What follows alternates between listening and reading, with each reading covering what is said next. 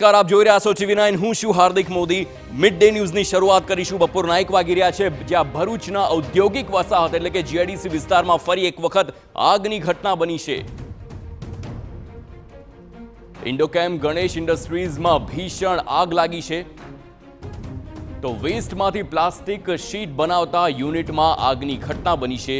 DPMCના 4 fire વિભાગની team ઘટના સ્થળ પર પહોંચી ગઈ છે.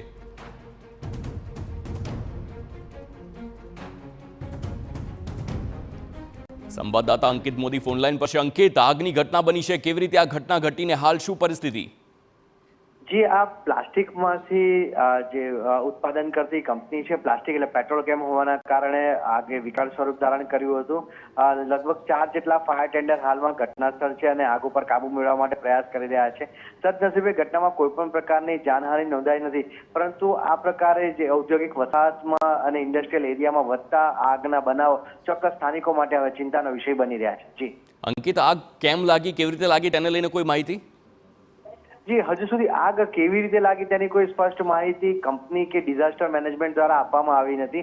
હાલમાં આગ ઉપર કાબુ મેળવવા માટે પ્રયાસ ચાલી રહ્યા છે. આગે જે પ્રકારે વિકરાળ સ્વરૂપ ધારણ કર્યું હતું તે બાદ આસપાસની ઔદ્યોગિક એકમોમાં તેની કોઈ અસર ન થાય તે માટે હાલમાં પ્રાયોરિટી આપવામાં આવી રહી છે અને તે કન્સેપ્ટને આ લોકો અનુસરી રહ્યા છે. બિલકુલ અંકિત, સમગ્ર માહિતી બદલ આભાર. તો ઔદ્યોગિક વસાહતમાં ઇન્ડોકેમ ગણેશ ઇન્ડસ્ટ્રીઝમાં આગની ઘટના લાગી છે.